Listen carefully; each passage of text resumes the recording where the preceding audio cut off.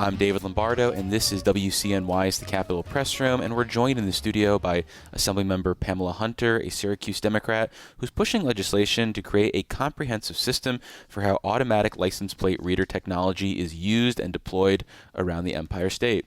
Thanks for making the time, Assemblymember. Thank you. Wonderful to be here. Well, I imagine most drivers are probably familiar with license plate readers more broadly, at least those that capture, say, information for tolls. But I imagine you have broader concerns in how this technology is used to make sure people are paying for their travel on the roads. So can you explain the type of license plate reader applications that you're looking to regulate? Well, let's just start with explaining a little bit about what license plate readers are, because sometimes people hear Flock, some people hear Vigilant. Those are owners of these systems. There are others as well. And they are AI-powered cloud systems that are essentially nationwide surveillance infrastructure where every movement you make is recorded by this license plate reader. It could be mounted on a police car. It could be mounted on a pole on the side of the road. And every single time a car passes, every single car, you are scanned. And the information is stored in a cloud, and it can be stored there forever. And it could be sold to anyone. And this is why we are trying to regulate in New York how information can be attained, how long it can be stored, to whom it can be shared with.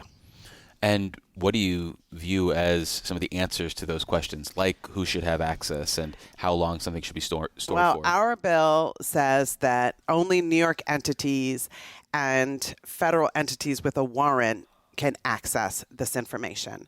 We are also saying we want the information held for 48 hours. There is no nationwide storage amount. Some states say up to 21 days. New Hampshire has 3 minutes in order to keep the data. And the reason why you don't want to have it for a longer period of time is the longer they have the information, the longer they can track your patterns. David goes to Dunkin' Donuts every morning at the same location at 9 o'clock. So if I am a law enforcement entity and I'm tracking you because of your license plate, maybe you're wanted for a crime, maybe you're an immigrant that ICE is watching, they can track the best time to find and pick up David is at 9 o'clock at Dunkin' Donuts because we have tracked his pattern. And so we want to ensure that unless it's a contracted agency and the information is necessary in order for them to have it, you get rid of it. We don't want to have a constant surveillance state more than what's already out there. Obviously, Google Earth can track us. They can find our house. But this is more. And without regulation, this information, millions and millions and millions of data points are tracked every single day up in the cloud. That's out there for ICE and any other law enforcement agency to get the information and track us. So what about the person who's going to hear this and say, well, I'm not doing anything wrong. You want to know if I'm going to Dunkin' or when I'm going to Dunkin'. That's fine. In fact, I want you to have that information in case somebody else who's going to Dunkin' ends up being a murderer and then you're trying to track that person down. I mean, are we worried at all about limiting the public safety applications of this in the future? Well, I don't think so, because if you're not tracking me, you don't need to know where I'm going. Mm-hmm. If you are concerned that somebody else has committed a crime, that's up to law enforcement to do their due diligence in order to gain the information they need to track that person. And I think all citizenry, Republican, Democrat, Independent, anyone should be concerned that they are being monitored with every moment, every time. All right, say that seems simple. I'm going to Dunkin' Donuts. Well, what if I'm going to the abortion clinic? What if I'm going to my doctor's office? So sensitive locations. What if I'm going to a political protest? I don't want people to know where I'm going unless they need to know where I'm going. And this information is unnecessary for 99% of the population. And you spoke about the concerns that Democrats or Republicans might have, and that speaks to the fact that there is support for this type of restriction across the ideological spectrum. Whether you're on the far left or far right, there's reasons to be concerned about this type of application. And I guess I want to come back to how this is deployed to begin with, because you mentioned it could be on a pole, it could be on a police car. Is that something that needs to be reined in as well? Do we want any street corner to be constantly monitored? Should that be part of the restrictions as well? Well, we're talking statewide regulating in New York. Mm-hmm. But there is an issue at every local municipal level, because a municipality may think, this is easier for us to be able to do X. Track data patterns. How many people are, passing through? But you don't need my license plate in order to track that information. And I think not having stricter regulation in a situation like we had in Syracuse, where they canceled the contract, they were gathering all this data and nobody knew what was happening with the data. And it was in the cloud. It was not reined in. It was not communicated that you cannot sell our data to someone else. So Syracuse license plates were going into this cloud that any one of these entities, ICE, other law enforcement, could be tracking. And maybe they don't care about Dave or Pam, but maybe they're, worried about this other person, and now they have the patterns. But you need to go through investigative process. Get a warrant if you're looking for this information. If you're in New York and law enforcement, have ability to have this information. It should just not be out there. And then if your information is stored out there in this cloud, systems are hacked all the time. And so not only are you worried about all these entities that are looking at the information that don't need it, you could now have a situation where now other countries, other entities have access, could track, hack into this information, and have information about us that we don't want people to have. Well, before we move on, let me reintroduce you for listeners just joining us. I'm David Lombardo, and this is WCNY's The Capitol Press Room, and we're speaking with Assemblymember Pamela Hunter, a Syracuse Democrat.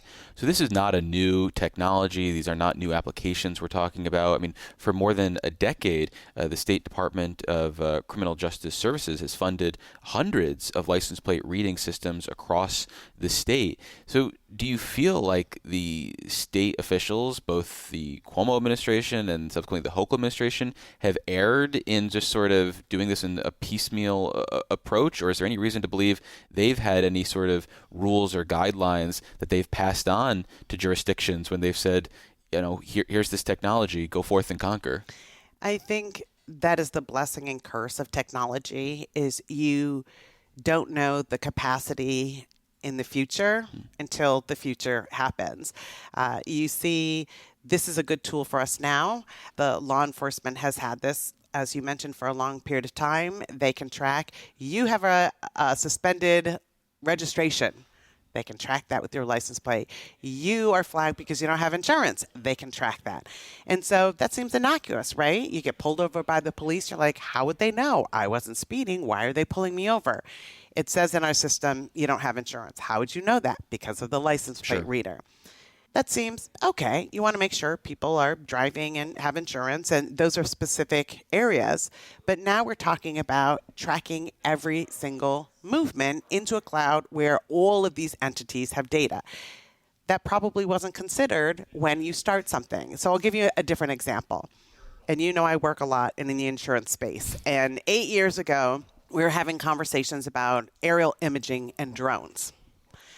And the reason it was introduced was to track and do hot spotting with wildfires, and having conversations about if there's a fire in your home, it could be dangerous, and you want to send a drone up there so you could check hotspots. You can check hotspots in the forest.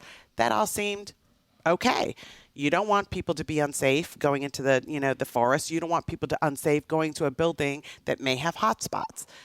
now you have seen, we're talking about insurance companies are using aerial images to do reviews if your roof has any leaks. Well, it's dangerous for you to be on the roof. Well, people have been working on roofs for hundreds of years, but now it's dangerous to be on the roof. So we want this drone to check your roof. But now all of a sudden, now that drone is not only looking at your roof, but they can see your neighbor's roof. They can see what's in your backyard. They can see what's in other people's backyard. What about my privacy? So it's opening the door for things that were not talked about in the beginning, and then it elevates and broadens. And now we're in a situation where, wait a minute, we probably need to regulate this because this was never the initial intention of the technology, but it has advanced, and we're always behind. We need to make sure that where we are, we're protecting our citizenry. So this bill has been kicking around for about a month now. Correct. And I guess I'm curious, what do you see as the path forward on something like this? Because there's obviously going to have to be a public education campaign, both outside this building and internally, and then you're going to have to deal with some sort of pushback, probably from law enforcement. So what do you view as the trajectory and potentially getting it to implementation? Well, we need to pass the budget first. Sure. And because all of these legislative bills that are piling up are kind of in the queue as we're waiting for a budget to get done. But we've not received any opposition memos at this time. We have had conversation with some vendors who are like, wait a minute, we don't want regulation and we want to be able to keep this information as long as possible. Just like with any bill, you work it to the conclusion. And there's not any person that has come to me and says, yes, surveil me more. I don't care, if people are tracking me to Dunkin' Donuts. And I think this was not the intent when we introduced this bill, but having ICE have the capacity now to have this information actually is assisting them in actually picking up people because they could be tracking people with their license plates. And so this could be another tool in the toolkit, but this was not introduced as an immigration, reform. But if you're tracking and law enforcement and ICE is tracking, they are using license plate readers and these millions of data points in order to track people. And ICE is one of the biggest customers tracking people with this data. Yeah. And if people are interested in more of that aspect of this conversation, Gothamist did some excellent reporting on that issue. But unfortunately, that's all the time we have for this conversation. We've been speaking with Assemblymember Pamela Hunter. She's a Syracuse Democrat. Assemblymember, thanks for making the time. Thank you very much. Support for the Capitol Press Room comes from O'Donnell & Associates, a public affairs firm providing strategic guidance to businesses and nonprofits on navigating policy and regulatory issues. More information is available at o'donnellsolutions.com.